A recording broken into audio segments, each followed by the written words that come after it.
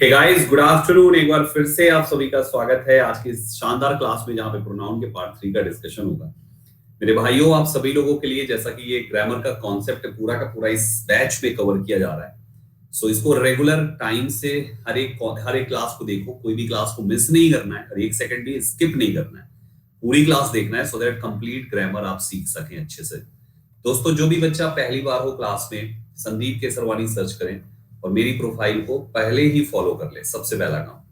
और खुद तो फॉलो करो, शेयर भी कर दो सबके साथ, यहां से क्लिक करके सभी को इनवाइट कोड बता दो संदीप12, हर कोई फॉलो कर ले और फ्री क्लासेस तो एटलीस्ट हर कोई ज्वाइन करे। आज से YouTube की क्लासेस में चेंजेस आए हुए हैं, जैसा कि आपको पता है। तो YouTube की क्लास की टाइमिंग्स, ये तो पुराना लिखा हुआ है, 7 AM एक हो गया है और दूसरा 2 PM है, ठीक है।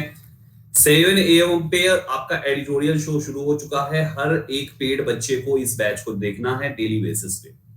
एडिटोरियल देखना इसलिए जरूरी है बिकॉज माय डियर एस्पायरेंट्स, यहाँ पर इंग्लिश का वास्तविक जो इंग्लिश है ना, एक रियल इंग्लिश, जो मेन इंग्लिश जिसको कहते हो आप, वो चीज आपको यहां से सीखने को मिलेगा। आज से शुरुआत कर दी है हमने। क्लास की टाइमिंग है सुबह 7 बजे, 7 AM, 7 से 8 ये चलता है, पौने 8 से पौने 9 वोकैब, 10 से 11 एरर डिटेक्शन, 12 से 1 ये, और फिर 2 से 3 यूट्यूब पर अगली क्लास है।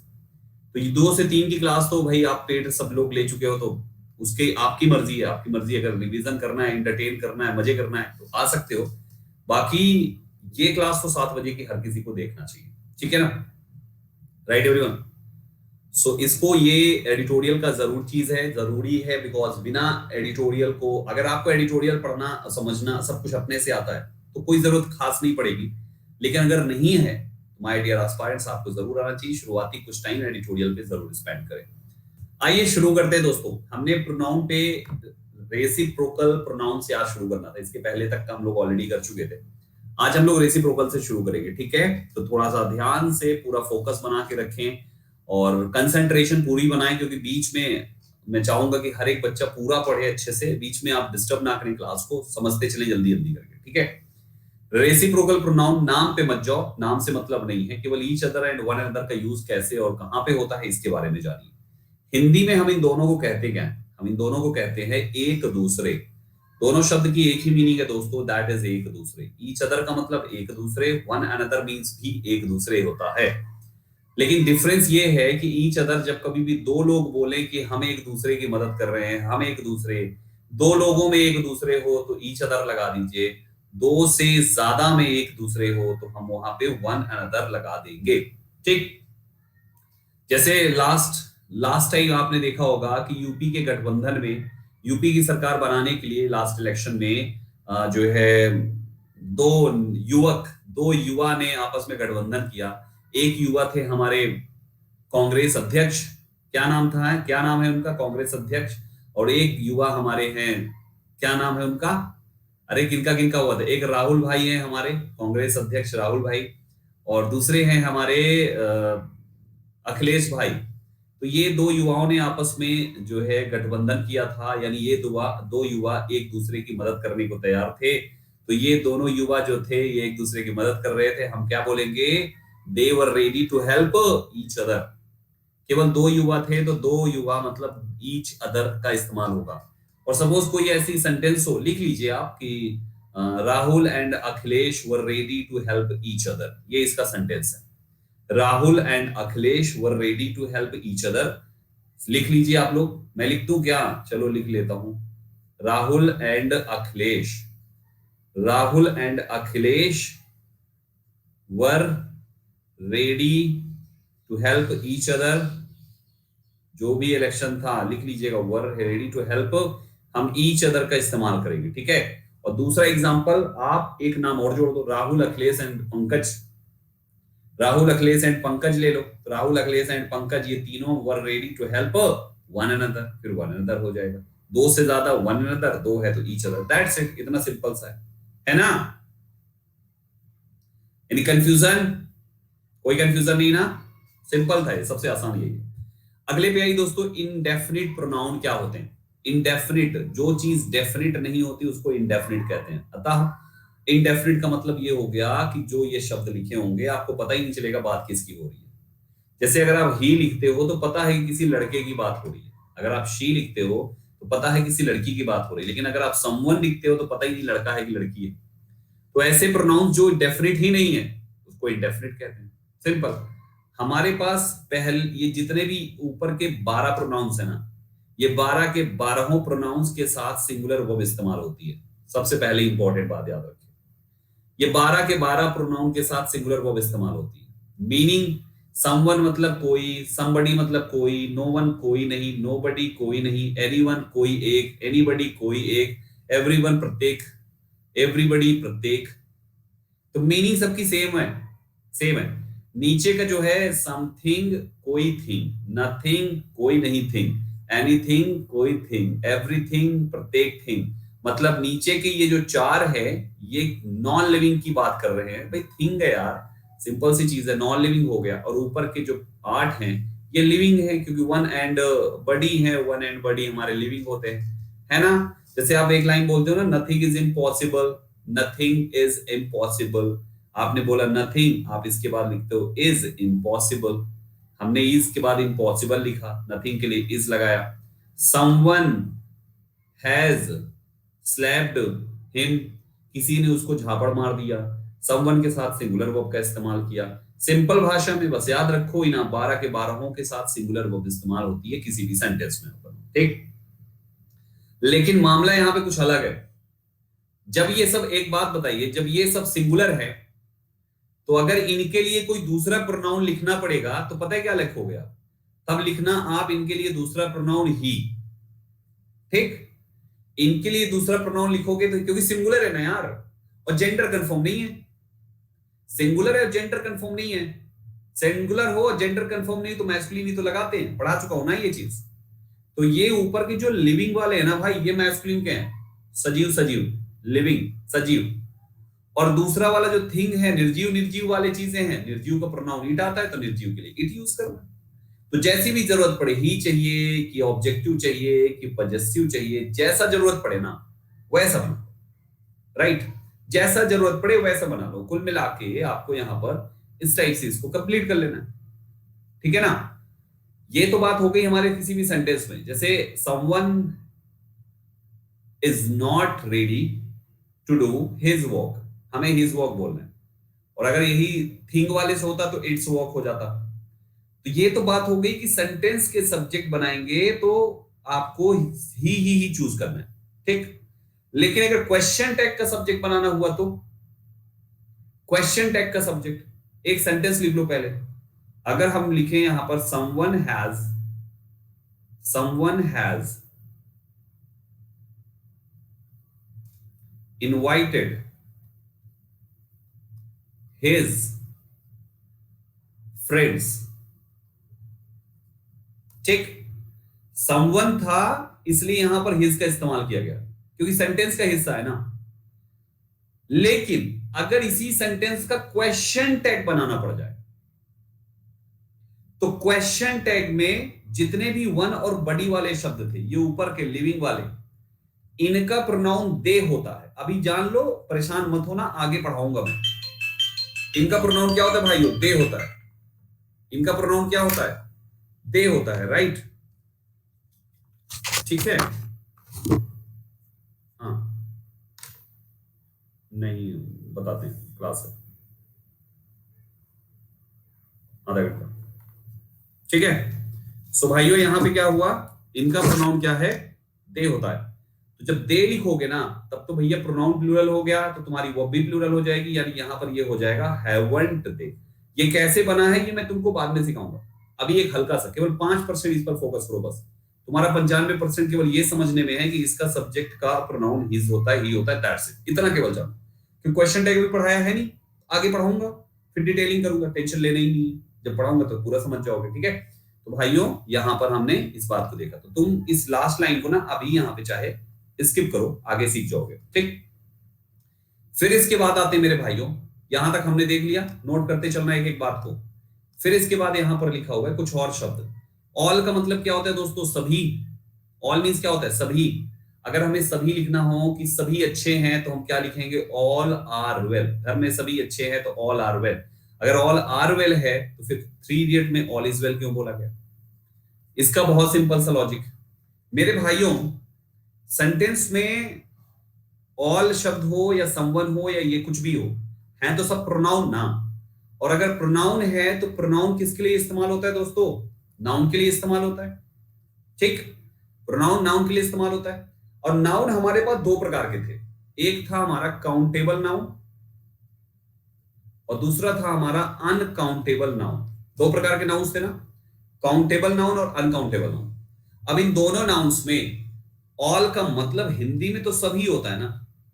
अगर यही ऑल अनकाउंटेबल नाउन के लिए लगाओगे तो भाई साहब सिंगुलर होगा, काउंटेबल के लिए लगाओगे तो भाई साहब ऑल का मतलब सभी तो प्लूरल होना चाहिए, right? All is well three idiot movie में जब बोला गया था तो उसमें all is well all is well all is well मतलब हाँ सब कुछ ठीक है, सब कुछ ठीक है, मतलब हालचाल जैसा क्या है, कैसा है, सब कुछ ठीक है, सिचुएशन ठीक है, सिचुएशन सिचुएशन सिचुएशन मतलब सब कुछ ठीक है, मतलब सिचुएशन ठीक है। और सिचुएशन एब्स्ट्रैक्ट नाउन होता है, एब्स्ट्रैक्ट तो अनकाउंटेबल होगा। तो नाउन हमारा यहां पर अनकाउंटेबल है थ्री इडियट मूवी के इस डायलॉग में, इसलिए ऑल के साथ इज आया। लेकिन अगर कोई पूछे परिवार में सब कैसे हैं, तो परिवार के मेंबर्स की बात हो गई, ये तो काउंटेबल हो गया ना, फैमिली मेंबर्स, उनको तो हम गिनती मार सकते हैं। जब गिनती मार सकते हैं तो वो तो एक से ज्यादा होंगे ही होंगे ऑल के साथ, अतः ऑल के साथ क्या आएगा? आर आएगा यहाँ पे। तो ये बात याद रखना, ऑल के साथ सिंगुलर भी होता है और प्लूरल भी होता है, दोनों होता है। बस आपको कहां पे कौन सा लगाना है ये उस ऑल के लिए इस्तेमाल हुआ नाउन डिसाइड करेगा, सिंगुलर होगा कि प्लूरल ये नाउन से पता चलेगा। Got it? इस बात का हमेशा ध्यान देना। सम के साथ भी ऐसा ही है, अगर सम काउंटेबल के लिए लगाओगे तो some people, some boys, some girls, और अगर अनकाउंटेबल के लिए लगाओगे तो सिंपल भाषा में समझ लो, अनकाउंटेबल के लिए कोई भी चीज आएगा वो सिंगुलर रहेगा, दैट्स इट यार। एक भाषा एक लाइन में याद रखो, अनकाउंटेबल के लिए कुछ भी लगाओ सिंगुलर रहेगा, दैट्स इट। जो भी आएगा सिंगुलर रहेगा, क्योंकि अनकाउंटेबल होता ही सिंगुलर है। काउंटेबल जो होता है वो एक भी होता है और एक से ज्यादा भी होता है, इसलिए एक के केस में सिंगुलर, एक से ज्यादा में प्लूरल। लेकिन अनकाउंटेबल एक से ज्यादा होता ही नहीं है, इसलिए अनकाउंटेबल हमेशा सिंगुलर। ये बात यहां पे दोहरा रहा हूं बार बार, लेकिन इस पर मैं बहुत लंबी कहानी नाउन में पढ़ा चुका हूं और उम्मीद करता हूं आपको चीजें ये अच्छे से याद होगी, है ना? सो मेरे भाइयों, सम के साथ भी ऐसे ही है। सम वाटर कहा आपने, अगर आपने कहा सम वाटर तो some please give me some water, तो सम वाटर इज। लेकिन अगर आपने सम के साथ काउंटेबल मारा तो सम पीपल होगा, और सम पीपल फिर क्या होगा? सिंपल है यार, सिंपल चीज है ना? तीसरा है फ्यू। फ्यू के साथ हमेशा प्लूरल काउंटेबल नाउन ही आता है, ये याद रखना। फ्यू के साथ हमेशा प्लूरल काउंटेबल नाउन ही आता है। जैसे तुम बोलोगे फ्यू बॉयज, है ना, few are, few boys are, few are, दोनों के केस में आप प्लूरल ही यूज करोगे हमेशा, इसको याद रखना। लिटिल के केस में हमेशा अनकाउंटेबल यूज करोगे, हमेशा। लिटिल हमेशा अनकाउंटेबल नाउन के लिए आता है।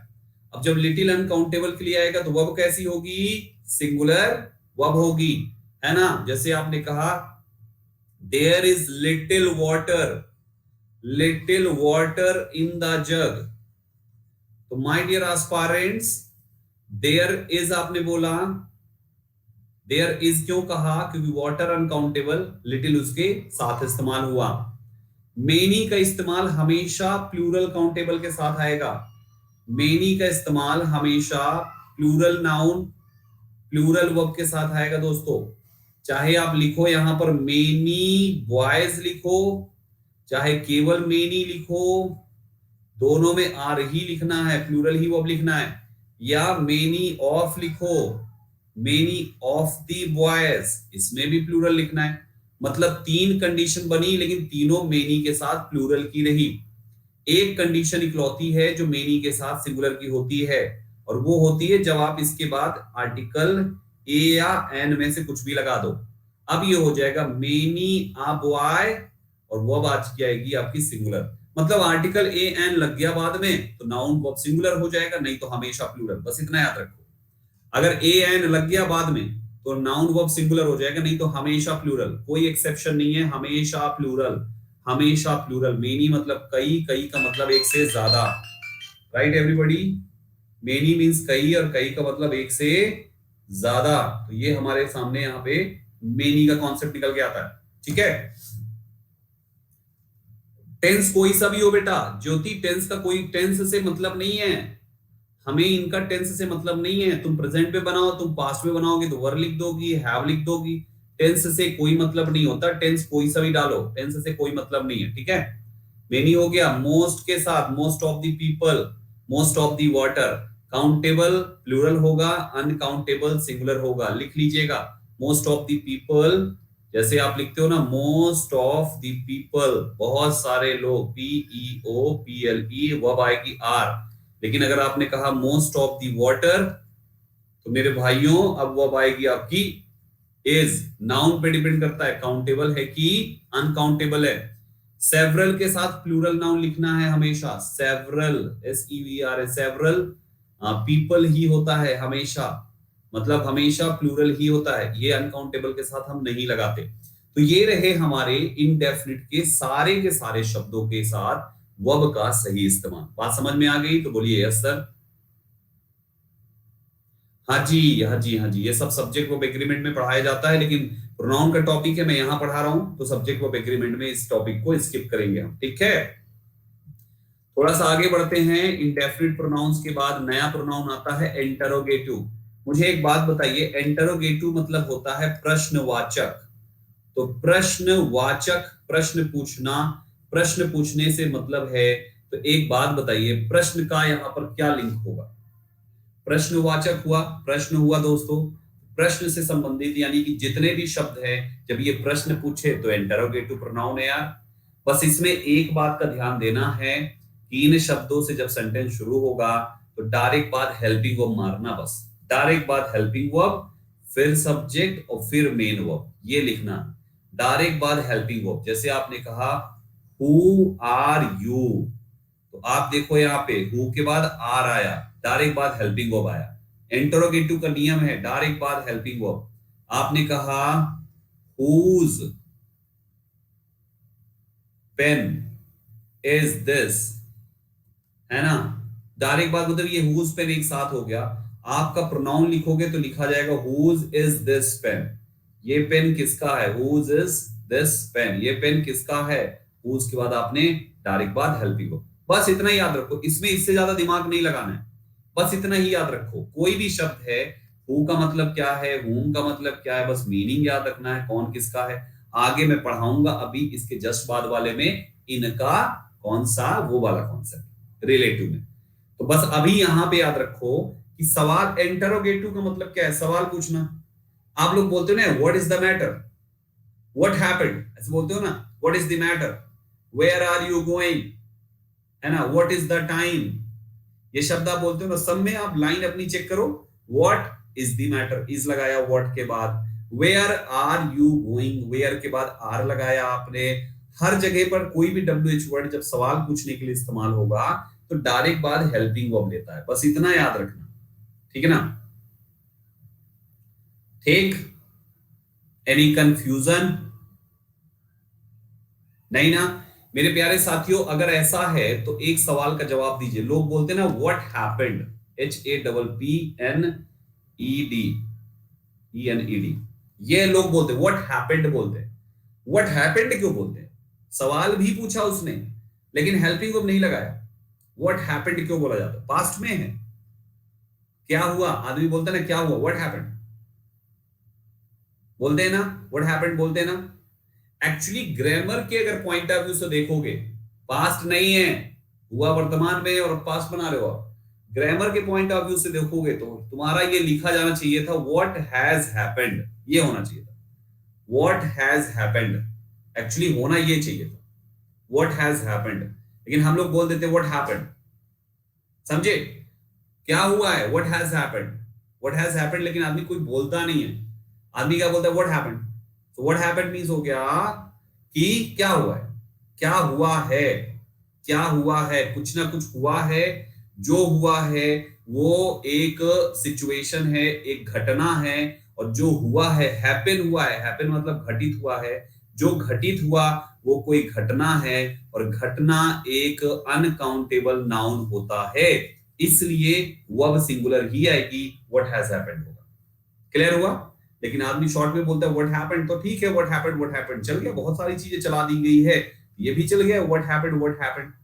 ठीक, सो बैक साइड आ जाओ, इंटरोगेटिव में बस इतना याद रखना है कि तुमको इन सब WH वर्ड के बाद एक हेल्पिंग वर्ब इस्तेमाल करनी होती है, दैट्स इट यार, इतने से ज्यादा इस पे दिमाग नहीं लगाना। जहां पे जितना दिमाग आपका खर्च चाहिए होगा मैं उतना ही खर्च कराऊंगा, क्योंकि आगे बहुत जरूरत पड़ेगी अभी, और वहां पे ज्यादा लगवाऊंगा, यहाँ पे इतना ही लगाऊंगा। ठीक है, इतने से ही काम चलेगा। आगे आ जाओ, नेक्स्ट पे आ जाओ भाइयों। अब आ जाओ रिफ्लेक्सिव प्रोनाउन, बहुत आसान है, सब रट जाएगा यहीं पे, तुमको कहीं घबराने का जरूरत नहीं। रिफ्लेक्सिव में इसके कॉन्सेप्ट पे मत जाओ, मतलब कॉन्सेप्ट पे ऐसे समझो बस, जिस शब्द में सेल्फ या सेल्फ्स लग रहा है उसको रिफ्लेक्सिव कहते हैं। अब वो अलग बात है कि मैं समझाऊं कि रिफ्लेक्सिव का मतलब रिफ्लेक्ट करके वापस आती है चीजें, बड़ा नाटक, फालतू चीजें मत भरो दिमाग में, मोटा मोटा जिससे एग्जाम क्रैक होगा। रिफ्लेक्सिव प्रोनाउन क्या है भैया? सिंपल सा, सेल्फ और सेल्फ्स लगा है जिसमें, उसी को रिफ्लेक्सिव प्रोनाउन कहते हैं। बस यही डेफिनेशन मान लो, ठीक है, क्योंकि अलग डेफिनेशन तो आएगी नहीं।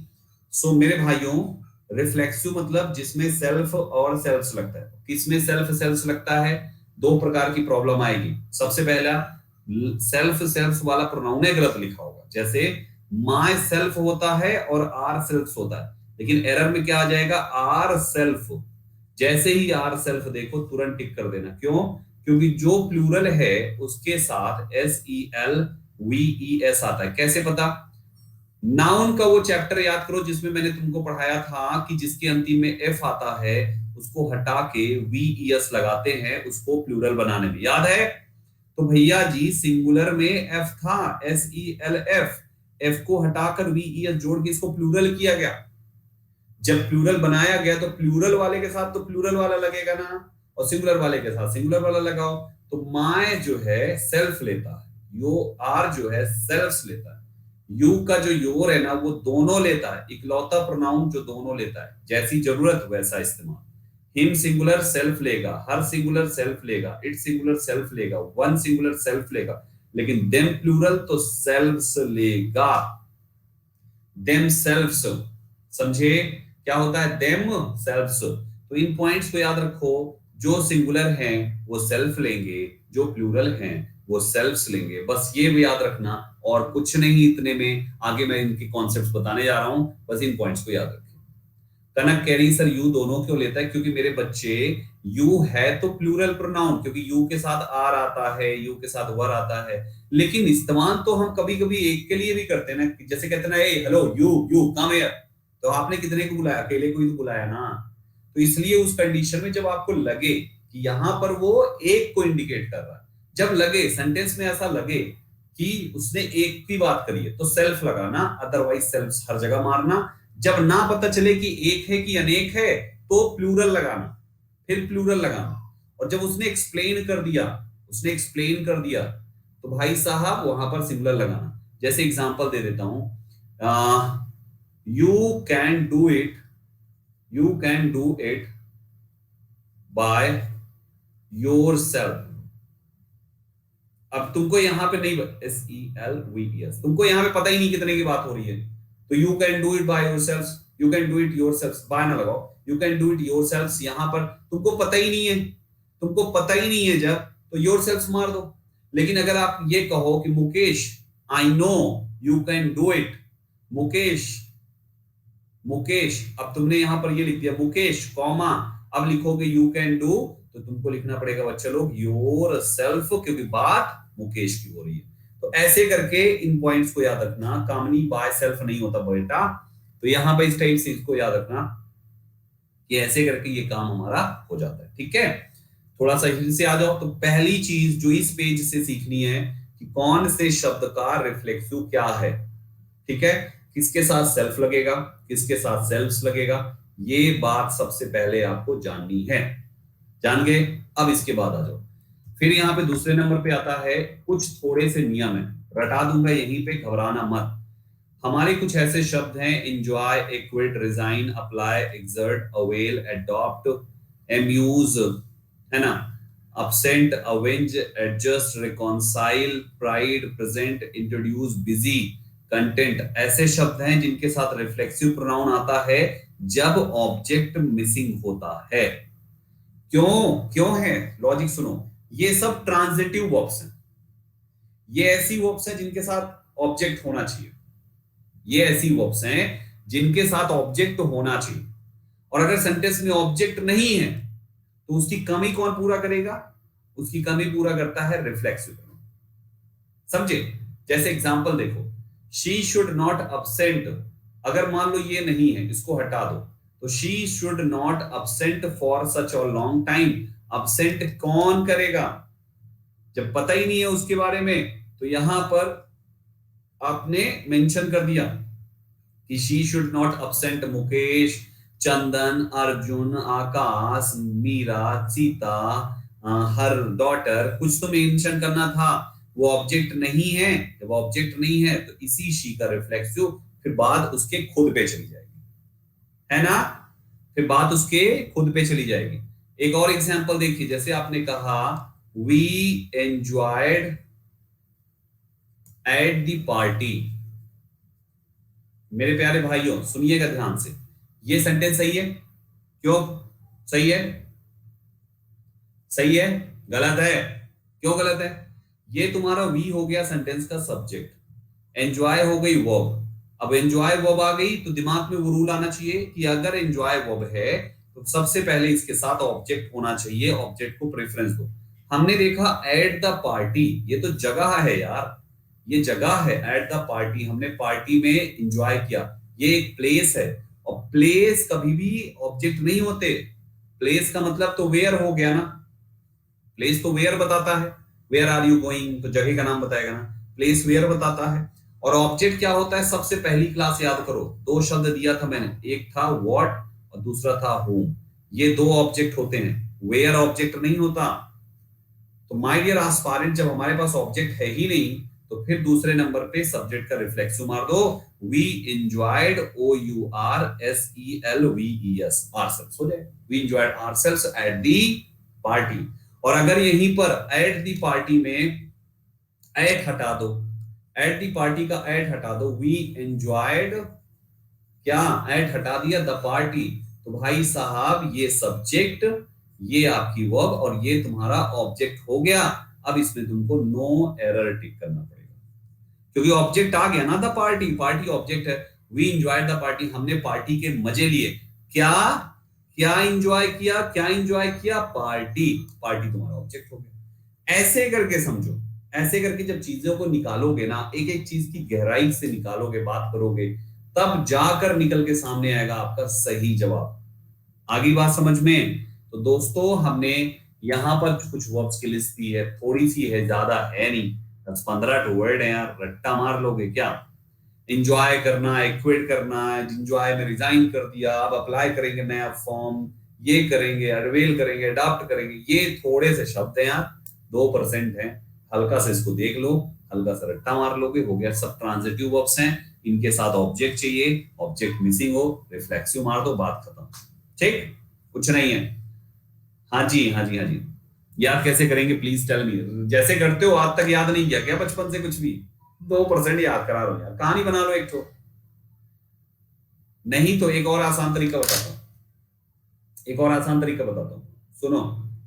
मैंने इस पर एक कहानीदार एक वीडियो बना के यूट्यूब पे डाला था। रिफ्लेक्सिव प्रोनाउन है ना, रिफ्लेक्सिव प्रोनाउन, आप यूट्यूब पे डालना reflexive pronoun by Sandeep Kesarwani.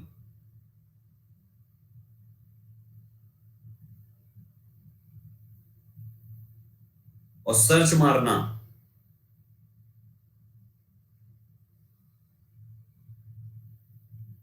और ये वाली वीडियो देखना रिफ्लेक्सिव प्रोनाउन करके, ये पहली बार ट्रिक के साथ रिफ्लेक्सिव प्रोनाउन, ये वीडियो देखना, ठीक है। मजा ना आ जाए तो कहना, केवल इतना ही लिखना है यूट्यूब पे, reflexive pronoun by Sandeep Kesarwani, इतना डाल के सर्च करना, तुमको ऊपर से दूसरी, तीसरी, चौथी, पांचवी नंबर की ये वीडियो है, पहली बार ट्रिक के साथ। अगर मुझे देख के कल बताना कैसी लगी। डांस करोगे तुम सब, डांस, ठीक है ना? लिंक नहीं देंगे, खुद से करो, ठीक है भाई साहब? तो ये इसको अरे सर्च कर लोगे तुम, कर लेना, ठीक है? डांस करोगे, डांस ऐसी वीडियो है, इतना मजा आएगा तो कहो मत। 15 मिनट का वीडियो है लेकिन बहुत मजा आएगा, ठीक है? कुछ लोग देखे होंगे पहले से ही। अब उसी में देखो ज्योति, अब सब उसी में देखो। थोड़े से वर्ड्स की लिस्ट और ज्यादा मिल जाएगी आपको, ठीक है? तो ये रिफ्लेक्सिव का ये हिस्सा हो गया। अच्छा, इसमें एक दूसरा पार्ट निकल के आता है। कुछ ऐसे शब्द होते हैं, उन शब्दों के साथ रिफ्लेक्सिव यूज होता है, इन शब्दों के साथ रिफ्लेक्सिव यूज नहीं होता है। उनके साथ होता है, इनके साथ नहीं होता है। कौन कौन से हैं जिनके साथ नहीं होता है? कीप है, हाइड है, टर्न है, concentrate, hurry, feel, sell, open, move, qualify, rest, bath, stop के साथ रिफ्लेक्सिव यूज नहीं करते हैं। ये शब्द हैं, इनके साथ नहीं करते हैं, उनके साथ करते हैं। ये दोनों तुमको मिल जाएगा उसमें, ठीक है? ये दोनों तुम मिक्स नहीं होगा, ये कहानी में है, मैंने पूरी कहानी बनाई है, उसको देखना, दिल खुश हो जाएगा, दिल खुश हो जाएगा। मजा ना आ जाए तो कहना। Many of them failed to qualify themselves for the next month. आपके सामने क्वालिफाई लिखा हुआ है, इसमें क्वालिफाई है, बस आपका प्रोनाउन रिफ्लेक्सिव नहीं होना चाहिए, अतः इस सेंटेंस में देमसेल्व्स को हटा देना था, ठीक है? बस ये इतना ही है, इतना ही रिफ्लेक्सिव का। 2 पेज याद कर, 2 पेज क्या, थोड़े थोड़े शब्द हैं। कहानी की वीडियो दे दी है, वो भी मेरी ही बनाई वीडियो है भाई, उस पे जाके देखना, मजा आ जाएगा। डांस मारोगे, डांस निकल जाएगा तुम्हारा, इतना बढ़िया वीडियो बना है, ठीक है? चलो, तो ये बात हो गई रिफ्लेक्सिव की। अगले पे आ जाओ, इम्फेटिक। इम्फेटिक शब्द का क्या मतलब होता है? कोई बताएगा मुझे इम्फेटिक का मतलब? इम्फेटिक का मतलब होता है, इम्फेटिक का मतलब होता है, इम्फेटिक का मतलब होता है, इम्फेटिक का मतलब होता है किसी चीज पर जोर डालना, दबाव डालना। तो माय डियर एस्पायरेंट्स, आपको जब कभी भी बात में जोर डाल के बोला जाए ना भाई, तो इम्फेटिक प्रोनाउन लगा देते हैं आप, है ना? इम्फेटिक प्रोनाउन लगा देते। अर्चना तुम थी नहीं क्या अभी? तुरंत तुरंत आई हो क्या? देमसेल्व्स क्यों हटा, ये नहीं समझ पाई? तुरंत आई हो तुम बेटा, तो फिर तो तुम्हें थोड़ा सा क्लास को शुरू से देखना पड़ेगा, क्योंकि नहीं बीच में बता सकते। और अगर शुरू से हो फिर भी ये सवाल पूछा है कि देमसेल्व्स क्यों हटा, तो बेटा फिर तो तुमने फिर सेंटेंस पर ध्यान नहीं दिया, तुम्हारा दिमाग कहीं और है, फोकस नहीं कर पा रही हो, ऊपर का रूल नहीं देख पा रही हो। और फिर भी यहाँ पर सवाल है, क्या लिखा हुआ है? के साथ रिफ्लेक्सिव यूज नहीं करते। मैंने गोला मारा, रिफ्लेक्सिव ये है, क्वालिफाई क्वालिफाई मैच कर गया, रिफ्लेक्सिव नहीं आना चाहिए। कहां थी तुम बेटा? तुम कहां थी बताओ? Rules are rules. सो बताइए कहां थी भी तुम? कैसे काम चलेगा? ऐसे ऐसे सवाल पूछोगे अगर आप लोग, जो पढ़ा दिया उसी को नहीं देख ही नहीं रहे, तो फिर मामला ही बेकार है ना। फिर तो कुछ कुछ सवाल खड़ा हो जाएगा आपके ऊपर, फिर आप पे क्वेश्चन मार्क लग जाएगा कि आप सीरियस होके नहीं पढ़ते, क्वेश्चन मार्क लग जाएगा, ठीक है? चलो भाइयों, ये हो गया। अभी देखो, इम्फेटिक शब्द भी सेम टू सेम है, जो रिफ्लेक्सिव थे वही इम्फेटिक्स हैं। तो मामला क्या है भाई, दोनों में अंतर क्या है? अंतर एक सिंपल सा है, केवल एक सिंगल चीज का अंतर है, बस केवल एक चीज का अंतर है। वो अंतर ये है, वो अंतर है इनकी पोजीशन का, अंतर है केवल इनकी पोजीशन का। रिफ्लेक्सिव प्रोनाउन जो इस्तेमाल होता है सेंटेंस में, वो subject, helping verb, main verb, और जब ऑब्जेक्ट नहीं होता तो रिफ्लेक्सिव लगाते थे, याद है? इन वर्ब्स के साथ। बाकी तो जहां पे जैसी जरूरत हो वहां पे लगाओ इन वर्ब्स के साथ। मतलब हमारा रिफ्लेक्सिव यहां पे आता था, रिफ्लेक्सिव प्रोनाउन, है ना? राइट, ये होता था। लेकिन इम्फेटिक प्रोनाउन जो है ना, वो भैया जी सब्जेक्ट प्लस इम्फेटिक प्रोनाउन है, बाकी सब उसके बाद है।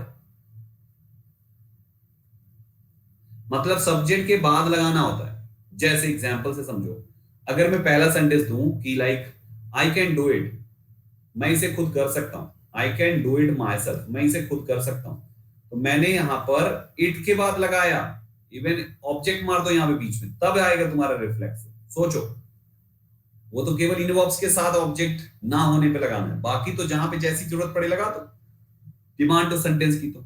लेकिन दूसरे में इंफेटिक बनाओगे तो आई माई सेल्फ लिखना पड़ेगा, आई माई सेल्फ, फिर बाकी सब आगे, कैन डू इट। समझ गए? केवल इतना अंतर है। तो एक अंतर है कि इनकी पोजीशन अलग अलग है, एक ऑब्जेक्ट के बाद दूसरा सब्जेक्ट के बाद। और दूसरा अंतर है कि ये मीनिंग में नीचे वाला सेंटेंस थोड़ा सा जोर डाल के बोला गया, मैं इसे कर सकता हूं, मैं इसे कर तो सकता हूं, मैं ही इसे कर सकता हूं, या मैं इसे कर तो सकता हूं, हिंदी ट्रांसलेशन कुछ भी निकालो, बात में जोर होना चाहिए, प्रेशर होना चाहिए। प्रेशर, प्रेशर मतलब समझ रहे हो? जब प्रेशर होगा तो सब्जेक्ट के बाद लगाना इंफेटिक प्रोनाउन बना के। जब नॉर्मल बोला जा रहा है नो प्रेशर तो ऊपर लगा दो ऑब्जेक्ट के बाद, ऑब्जेक्ट मिसिंग है तो मेन वर्ब के बाद, बस दैट्स इट। ठीक है, तो इस टाइप से, हाँ इस टाइप से इसको होता है। दीपू मेरे बच्चे सुनो तो पहले, कहां हो अभी आप लोग? खोए हुए हो क्या दीपू? बैक साइड आ मेरे बच्चे, वहां पर लिखा हुआ था मेन वर्ब के रूप में डू, इस लिस्ट में डू है इस लिस्ट में डू। दीपू बेटा है इस लिस्ट में डू, डू नहीं है ना? जब इसमें डू नहीं है तो उसके साथ इस वाले का नियम नहीं लगाना है कि ऑब्जेक्ट होगा तब नहीं आएगा, ऑब्जेक्ट नहीं होगा तब आएगा, इसका नियम नहीं लगाना है।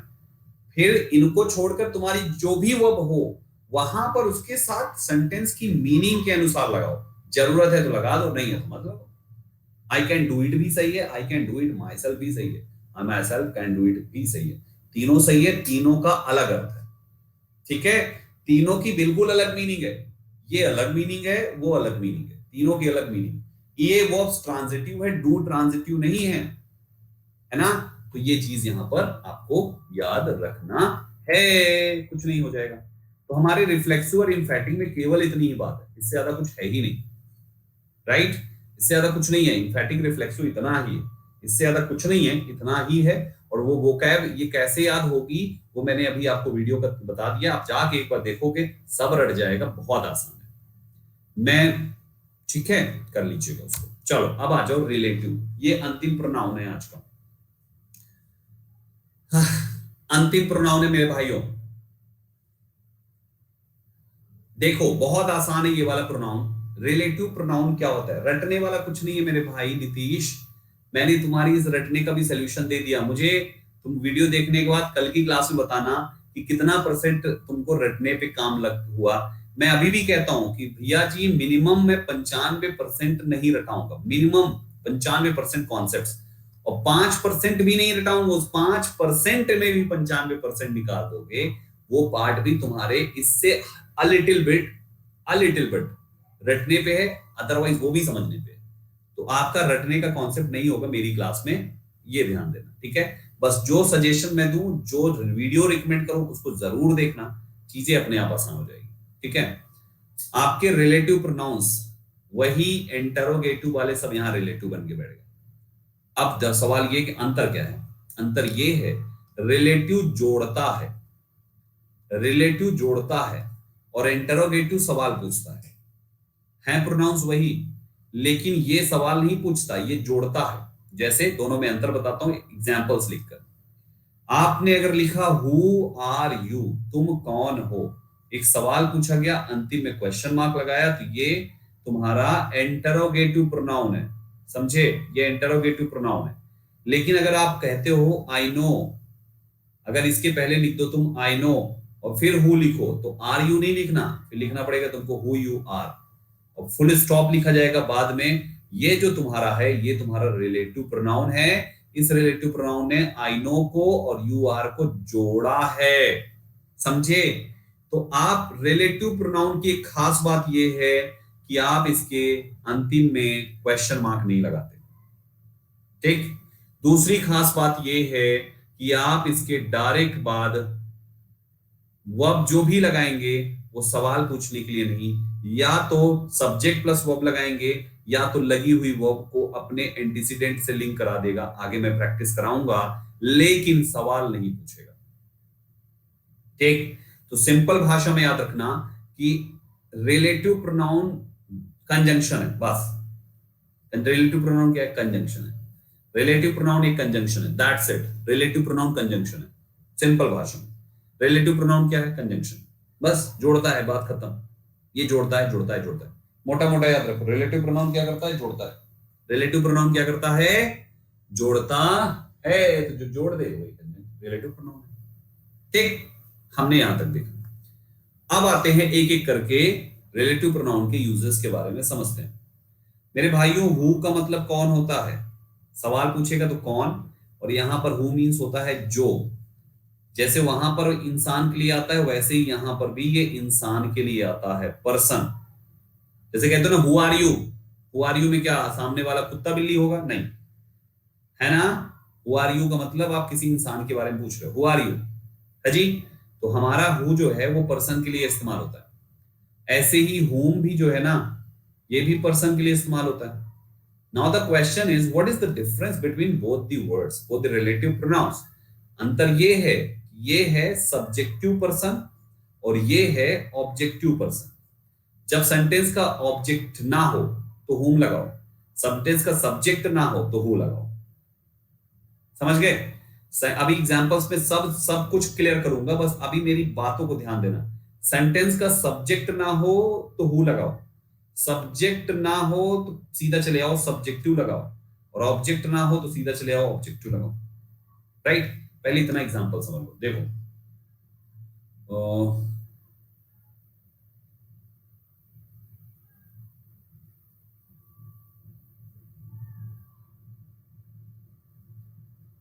I know the man dash you meet every day।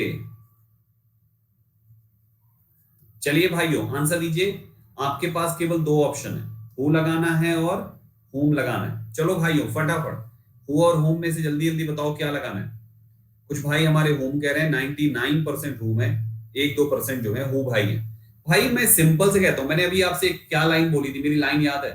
जब सब्जेक्ट ना हो तो सब्जेक्टिव लगाओ, जब ऑब्जेक्ट ना हो तो ऑब्जेक्टिव लगाओ।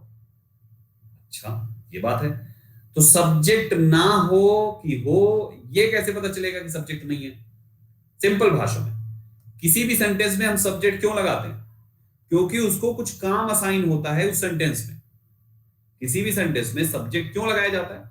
क्योंकि उसको कुछ काम असाइन होता है। काम को इंग्लिश की भाषा में वर्ब कहते हैं।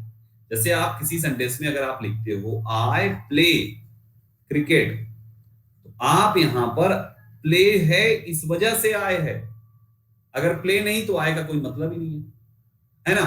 तो आप सेंटेंस में सब्जेक्टिव जो भी सब्जेक्ट आता है उसका वर्ब उसके साथ होता है। Right everyone.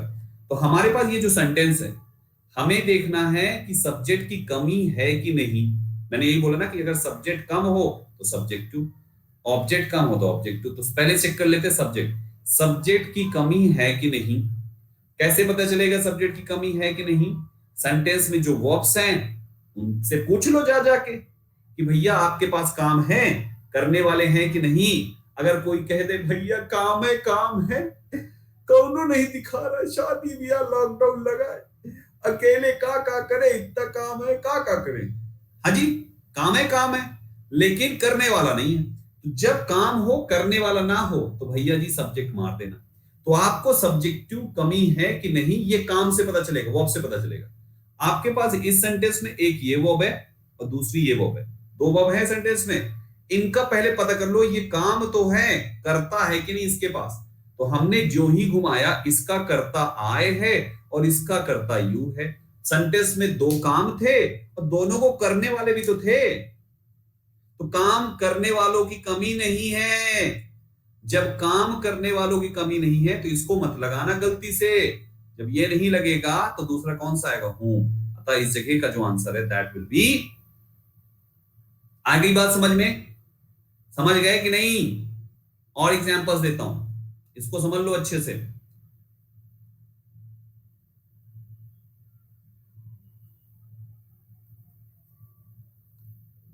This is the boy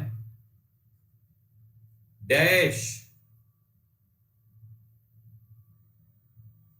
you think trustworthy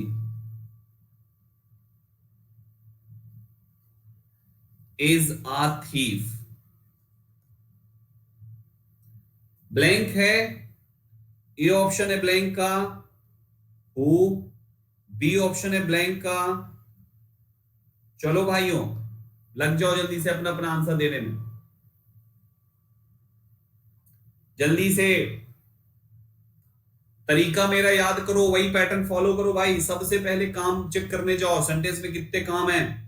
सबसे पहला काम ये, दूसरा काम ये, तीसरा काम ये। हाउ मेनी काम वी हैव टोटल 3 काम, यानी वर्ब की संख्या टोटल 3 हुई। ठीक, फिर आ जाओ भाइयों, सब काम का सब्जेक्ट पता करो। भाई तुम्हारा सब्जेक्ट कहां, तुम्हें कौन करेगा, तुम्हें दिस करेगा। तुम्हें कौन करेगा भाई, तुम्हें कौन करेगा, तुम्हें यू करेगा। भाई तुम्हें कौन करेगा भाई, मेरे लिए तो कार्यकर्ता ही नहीं बुलाए, दोनों अपना अपना लेके साइड हो गए, अलग हो गए, मेरा कोई ख्याल ही नहीं रखा। ये ईज रो रहा है, ये वाला ये कह रहा मेरा कोई है ही नहीं, मेरे लिए कोई लाया ही नहीं सेंटेंस में। तो जब इसका करता है ये नहीं, तो कमी किस चीज की हुई, कमी हुई कर्ता की, करने वाले की। दैट्स व्हाई आपको ब्लैंक में क्या लिखना है, कर्ता। कम हुआ ना कर्ता। तुम्हारे पास वर्ब 2 थे, वर्ब 3 था, सब्जेक्ट तुम्हारे पास 2 था, तो सब्जेक्ट 2 था, सब्जेक्ट को भी तो 3 चाहिए। एक सब्जेक्ट जोड़ना है, ये एक जोड़ोगे तभी 3 होगा, और यही एक की जगह पर सब्जेक्टिव हु लिखा गया, दैट्स व्हाई हु यहां पर आया। सो मेरे भाइयों इस टाइप से याद रखिए। एक बालक ने कहा संदीप सर फिर ये बताइए ये द बॉय क्या है, क्या ये नहीं है करता। मेरे बच्चे, मेरे अपने बच्चों, गुड्डा गुड्डियों, एक बात बताओ, हम वर्ब के बाद सब्जेक्ट कब लिखते हैं, हम वर्ब के बाद सब्जेक्ट लिखते हैं क्या, वर्ब के बाद तो ऑब्जेक्ट लिखते हैं ना। सब्जेक्ट तो वर्ब के पहले वाला होता है, हाँ जी, सब्जेक्ट वर्ब के पहले वाला होता है, ये तो ऑब्जेक्ट की जगह है, तो ऑब्जेक्ट है ना। तो हमेशा इस बात को याद रखिएगा मेरे भाइयों, इस टाइप से आपको इनको याद रखना। उम्मीद करता हूं आपको मैंने समझा लिया कि आखिर हु और हुम का इस्तेमाल कैसे करते हैं। तीसरे नंबर पे है हुज। हुज का इस्तेमाल कैसे करते हैं मेरे भाइयों, WHOSE। हुज मतलब होता है किसका, जब ये प्रश्न पूछता है, और जब ये कंजंक्शन बनता है रिलेटिव प्रोनाउन, तो इसका मतलब होता है जिसका। जैसे आपने कहा मुकेश, जिसके पिताजी को बुखार आ रहा है, आजकल बड़ा परेशान है भाई मेरा मुकेश, तो हम क्या बोलेंगे, मुकेश मेरे लाल मुकेश, whose father, जिसके पिताजी, whose father is in hospital wherever, जो कह लो। तो भाइयों यहां पर whose father क्यों आया, जिसके पिताजी, समझ गए, पिताजी पर इनका मालिका, इनका हक है। तो जब पोजीशन होना, पोजीशन हक होना, अधिकार होना भाइयों, तो अधिकार को शो करने के लिए हमें वहां पर हुज इस्तेमाल करना होता है। वो कुत्ता जिसकी पूंछ, मैं आपको बता दूं, हुज का इस्तेमाल जानवर और इंसान दोनों के लिए हम कर सकते हैं। वो कुत्ता जिसकी पूंछ टेढ़ी है, the dog whose tail is bent, तो हुज टेल हो जाएगा यहाँ पे कुत्ते की पूंछ, है ना, बिलाई का कान कुत्ते की पूंछ, तो यहाँ पे हो जाएगा भाइयों हुज टेल, राइट। तो हुज का इस्तेमाल इंसान जानवर सबके लिए करो। अगला सवाल है, अगला वर्ड है विच। विच का इस्तेमाल हम करते हैं मेरे भाइयों, जैसे सब्जेक्टिव और ऑब्जेक्टिव के लिए हु हुम पर्सन में आया ना, वैसे ही विच आता है एनिमल एंड थिंग में। सब्जेक्टिव भी ऑब्जेक्टिव भी, सिंपल भाषा में सब्जेक्टिव भी ऑब्जेक्टिव भी, मतलब दोनों में, subjective objective, subjective objective, animal में भी सब्जेक्टिव ऑब्जेक्टिव और थिंग में भी सब्जेक्टिव ऑब्जेक्टिव, है ना। इंसान के लिए सब्जेक्टिव हु था, ऑब्जेक्टिव हुम था, लेकिन जानवर और वस्तुओं के लिए सब्जेक्टिव ऑब्जेक्टिव सेम है, विच का विच। जैसे वो किताब जो टेबल पे पड़ी है, the book which is on the table belongs to me, वो किताब जो टेबल पे पड़ी है मेरी है। माय डियर स्टूडेंट्स, यहां पर हमने क्या यूज किया, विच का इस्तेमाल किया। तो विच में लफड़ा नहीं है, विच वाले के केस में मत काउंट करना सब्जेक्टिव ऑब्जेक्टिव, सारा लफड़ा केवल पर्सन वाले में भाइयों हु और हुम का, उसी को काउंट करना, ठीक। अगला है दोस्तों दैट इज दैट। दैट का यूज कहां कहां होता है ये लिखा हुआ है, आइए एक एक करके दैट के बारे में आपको बताते हैं मेरे भाइयों। इसके बारे में बताऊंगा, अभी थोड़ा सा होल्ड करना, पहले दैट जान लो फिर। देखो दैट का यूज कहां होता है, दैट का यूज कहां होता है, दैट होता है जब कभी सेंटेंस में आपको रिलेटिव प्रोनाउन का इस्तेमाल इन शब्दों के बाद करना पड़ जाए। ये शब्द को दिमाग में डालो, 5%, 3%, 2%, वही रूल जो आपको याद रखने हैं। कैसे डालेंगे दिमाग में? सब पर एग्जाम्पल बनाओ। All that glitters is not gold. All that glitters क्यों बोला गया? विच ग्लिटर्स क्यों नहीं बोला गया? भैया ऑल के बाद दैट आता है, इसलिए दैट। हर चमकती हुई चीज सोना नहीं होती। सुपरलेटिव डिग्री दैट लेगा। एवरीथिंग, समथिंग, नथिंग, एनीथिंग, तो तुम्हारा सारा इंडेफिनिट प्रोनाउन, सबके बाद दैट लगाओ। द ओनली के बाद दैट, एनी के बाद दैट, नॉट के बाद that, none, no, much, little, the same, सब वही तो है। इंडेफिनिट प्रोनाउंस भरे हैं 2-4 एक्स्ट्रा, बस सब के बाद दैट मारो। Her father has given her everything that he had. हम यहाँ पर अगर विच ही हैड लिखा होता पढ़ने में सही लगता, लेकिन गलत है क्योंकि एवरीथिंग है यहाँ पे। दूसरा है my son has spent the little, the little, little, little, बस यहाँ पर दैट लगाएगा। Are you getting my point? थोड़े से शब्द है, एकदम चुन्नू बराबर शब्द हैं, चुन्नू बराबर शब्द है यार, थोड़ू सा शब्द है, थोड़ू सा शब्द है। सुबह शाम देख लोगे 2 बार, ऐसे नहीं रट जाएगा अपने आप। सब पर एक एक एग्जाम्पल खुद से बनाने हैं। बना लोगे 2 मैंने दे दिए, बाकी 4 से 10 को अपने से बनाने। बना लोगे ना? बना लोगे? बोलो सर पक्का बना लेंगे। हाँ जी, 10 वर्ड है, बहुत अच्छे, बना लोगे। आसान आसान से चीजें लेकर आए हैं। चलो आ जाओ अगले पे दोस्तों। दैट का अगला इस्तेमाल कहां पे होता है? अगर किसी सेंटेंस में it plus verb to be हो तो noun, proper noun plus that. इससे आसान है, इधर एग्जांपल दे। इट इज मिल्क, हम दैट इस्तेमाल करेंगे। It is milk that I have ordered. It is milk, it is noun आया तो हम यहाँ पे दैट का इस्तेमाल करेंगे। बस याद रखें वो नाउन प्रॉपर नहीं होना चाहिए। अगर प्रॉपर होगा तो हु आ जाएगा, समझे? प्रॉपर होगा तो इंसान होगा तो हु आ जाएगा। प्रॉपर नहीं है, कोई सा भी नाउन हो तुमको दैट लगाना है, दैट्स इट। समझ गए? तो इट इज मिल्क बोलो, इट इज बॉटल बोलो, इट इज पर्स बोलो, ये बोलो, वो बोलो। अगर इट्स बॉय बोल दिया है ना, बॉय बोल दिया तो हु आ जाएगा। बॉय बोल दिया, गर्ल बोल दिया, मैन बोल दिया, वुमन बोल दिया। अगर तुमने इस नाउन की जगह पर except proper noun, proper noun को छोड़ के अगर प्रॉपर लगा दिया तो हु लिखना पड़ेगा। हु, हूम, जो जैसी जरूरत पड़े। और अगर प्रॉपर नहीं किया तो तुमको दैट लिखना है। ठीक? दैट का हिंदी मीनिंग होता है की। ठीक है? स्मॉल, अरे कुछ भी हो, स्मॉल बेबी क्या, लिविंग में कुछ भी डाल तुम और क्या। अब वो इन्फेंट में मत चले जाना भाई। स्मॉल बेबी की जगह बेबी शब्द लिखोगे तो फिर तुम्हारा दैट ही आएगा। इन्फेंट शब्द लिखोगे फिर तुम्हारा दैट ही आएगा। वो तुम्हारा वो हर जगह इंप्लीमेंट होगा वो कॉन्सेप्ट। ठीक? अगला इक्का दुक्का बचे, बस बस खत्म ही है। देखो ये हो गया, ये अगला रूल। सेंटेंस जो स्टार्ट होते हैं WH वर्ड से, ये तो तुमको ऐसे ही रट जाएगा। देखो ये तो ऐसे ही रट गया। अगर किसी सेंटेंस की शुरुआत एक WH वर्ड से हो गया तो रिलेटिव प्रोनाउन में सब रिलेटिव प्रोनाउन WH वाले तो हैं। एक है तो शब्द है दैट जिसमें WH नहीं है, बाकी तो सब WH वाले हैं। हु, हुम, हुज, दैट, व्हिच, 4 तो WH वाली ही है, एक है तो है जिसमें नहीं है। तो अगर एक WH से शुरू कर दिया, कोई भी हो, जरूरी नहीं कि हुज से हो, तुम्हारा हु से शुरू हो जाए, तुम्हारा हुम से शुरू हो जाए, कोई भी वर्ड से शुरू हो जाए, तुम्हारा अगर सेंटेंस एक WH से शुरू हो गया तो बीच में दूसरा WH रिलेटिव नहीं बनेगा। अब WH नहीं बनाओगे, सारे WH ने सरेंडर कर दिया तो बचा ही एक शब्द है, दैट इज दैट। कितना आसान सा रूल है ना? है ही आसान, एकदम चुटकू सा रूल है यार, चुटकू सा रूल है, इन्नू सा रूल है, एकदम इन्नू सा रूल है, पुन्नू सा रूल है। तब फिर भाइयों this was very simple concept, आसानी से याद हो गया। भाई दो WH नहीं लगाते, एक कैन लगाएंगे। शुरू में लगा दिया तो फिर बीच में ना लगाएंगे, बात खत्म। और अगर बीच में लगा होता तो फिर वो इंटरोगेटिव नहीं होता। अब सवाल पूछना है, सवाल पूछना है तो WH से तो शुरू ही करोगे आप।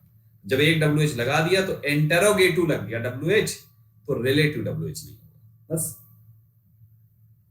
कोई भी व्हाट, वेयर, व्हेन, चाहे जो ले लो तुम, वेयर, व्हेन, कोई भी WH, कोई भी WH, कोई भी WH से शुरू हुआ, बीच में दूसरा WH नहीं लगाना, बात खत्म। अब दूसरा WH नहीं आएगा तो आएगा दैट आएगा, बात खत्म। इतना आसान सा है। ठीक? अगले पे आओ, ये उससे भी ज्यादा आसान है। ये तो ऐसे ना रट जाएगा, देखते ही रट जाएगा। सुनो, अभी आपको मैंने बताया था कि हु हो गया, हुम हो गया, इनका इस्तेमाल हम करते हैं पर्सन के लिए, है ना, यही पढ़ाया था। और हमने ये बताया था कि विच का इस्तेमाल करते हैं एनिमल के लिए और थिंग के लिए। अब किसी सेंटेंस में अगर पर्सन अकेला होगा तो हु हुम जो चाहिए वो लगा लोगे, जानवर होगा केवल तो विच लगा लोगे, कोई वस्तु होगी तो विच लगा लोगे। लेकिन मान लो एक पर्सन हो प्लस एक एनिमल हो, या एक पर्सन हो प्लस एक थिंग हो, मतलब एक इसमें एक ये हो एक ये हो, या तो एक ये हो एक ये हो, ऐसी कंडीशन हो गई। जैसे मान लो लिखा एग्जांपल से देखो कि मुकेश एंड हिज कैट, अगर केवल मुकेश होता तो हम लगाते यहां पर हु, ठीक, केवल उसकी बिल्ली होती तो हम लगाते यहां पर विच। मामला ये है कि भैया मुकेश और बिल्ली दोनों आ गए, अब दोनों आ गए हैं तो हम ना हु लगा सकते हैं ना विच लगा सकते हैं। हु लगाओगे तो बिल्ली बुरा मान जाएगी, विच लगाओगे तो मुकेश बुरा मान जाएगा। तो ऐसा लगा दो जो दोनों के लिए आता हो, उस कंडीशन में एक ही शब्द आता है, दैट इज दैट। समझ गया? इतना आसान सा सवाल था, इतना आसान सा सवाल, सोचो, दैट लगा दो, बात खत्म। ठीक है, तो ये हो गया तुम्हारा दैट। अब ये हो गए तुम्हारे भैया जी, एक शुरुआत में था, ये अंतिम रूल देख लो, बस खत्म, यही अंतिम रूल है। बाकी तुम्हारे लिए एक्सरसाइज लेकर आया हूं, 50 क्वेश्चंस में लेकर आया हूं, A4 साइज पीडीएफ में, 6 पेज का है। फोटोकॉपी निकलवा लेना अगर आसपास फोटोकॉपी करने वाला हो, नहीं तो पीडीएफ से पढ़ो, अभी मामला सही नहीं है तो जाने का नहीं है बाहर। तो ये थोड़े से शब्द हैं, ये थोड़े से शब्द देखो, चीफली, स्पेशली, इंक्लूडिंग, मेनली, नेमली, नोटेबली तथा पर्टिकुलरली जैसे एडवर्ब के डायरेक्ट बाद रिलेटिव प्रोनाउन का प्रयोग नहीं करते, बल्कि दैट या दोज लगाते हैं। एग्जाम्पल समझो, all the novels including those which you have read will be sold. All the novels including, क्या including शब्द इसमें है, तो आपको लिखना है इनके बाद that या those लगाते हैं जैसे जरूरत हो। जब novels है तो those आ गया, प्लूरल है तो plural, all the novels including those which, मतलब डायरेक्ट नहीं लिख सकते, जैसे ये है all the novels including which लिखोगे ये गलत है। The girl particularly you wanted to talk is a doctor। कभी कभी रिलेटिव प्रोनाउन को हाइड भी कर देते हैं, इसमें देखो हाइड कर रखा है, समझे।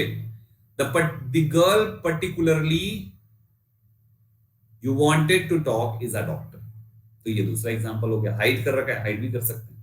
और ये हमारा ऊपर वाले रूल पर डिपेंड, ये पहला एग्जांपल ऊपर के रूल पर है, ये दूसरा एग्जांपल नीचे के रूल पे है, ठीक है। बस सो मेरे भाइयों, हो गया आपका आज का पूरा प्रोनाउन। मैंने एकदम आराम से धीरे धीरे बोलकर पढ़ाया आपको इस क्लास की कॉन्सेप्ट, और एक हो सके तो एक बार अगर कंफ्यूजन है किसी जगह पर तो आप वीडियो को वहां पर खींच के एक बार जरूर थोड़ा थोड़ा देख लीजिएगा।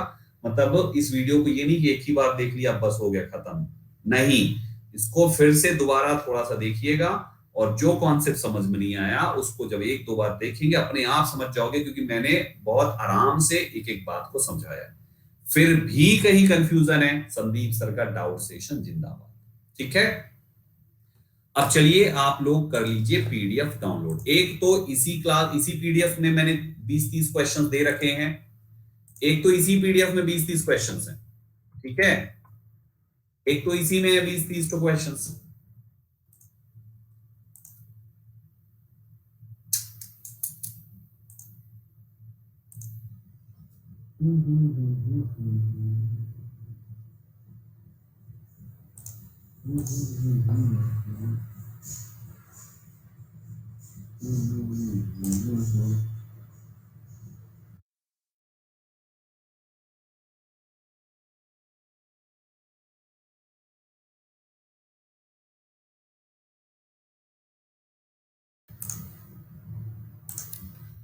लो भाइयों, सब लोग कर लो डाउनलोड, चलो जल्दी से डाउनलोड करो, सब लोग कर लो download. Whose pen is this में हुज तुम्हारा पता है क्या है, प्रोनाउन नहीं एडजेक्टिव है, और हुज इज दिस पेन में हुज तुम्हारा प्रोनाउन है। पोजीशन की वजह से मीनिंग सेम है लेकिन पार्ट्स ऑफ स्पीच अलग है। डाउनलोड करो फटाफट सभी।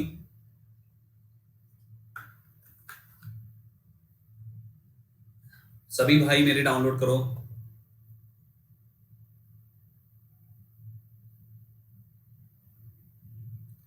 स्पीड से भाइयों। इसमें बहुत से क्वेश्चंस लेकर आया हूं मैं, सबका आंसर वांसर सब दे रखा। अच्छा एक मामला ये है, सुनो, जो पीडीएफ दी है मैंने A4 साइज वाली, इसमें ना क्वेश्चन के डायरेक्ट बाद आंसर आंसर लगा यार, वो जो इकट्ठा करके लास्ट में करते हैं ना, वो करने का मुझे टाइम नहीं मिल पाया। तो हर क्वेश्चन क्वेश्चन उसका आंसर, क्वेश्चन उसका आंसर ऐसे करके, तो तुमको ना आंसर हाइड करके करना है। ऐसे आंसर हाइड कर लेना, ठीक है? पहले आंसर हाइड कर लेना तब आंसर करना, अदरवाइज सब देख ही लोगे तो करोगे क्या? ठीक है? तो पीडीएफ जब निकालना तो ऐसे करके, समझ गए होगे मैंने क्या कहा।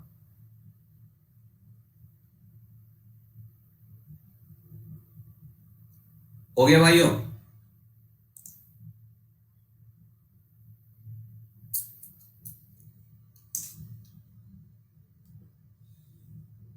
अरे आंसर यार हद है यार, कह रहे हैं कि भाई नहीं कर पाया, टाइम नहीं है, तो सजेशन देना जरूरी।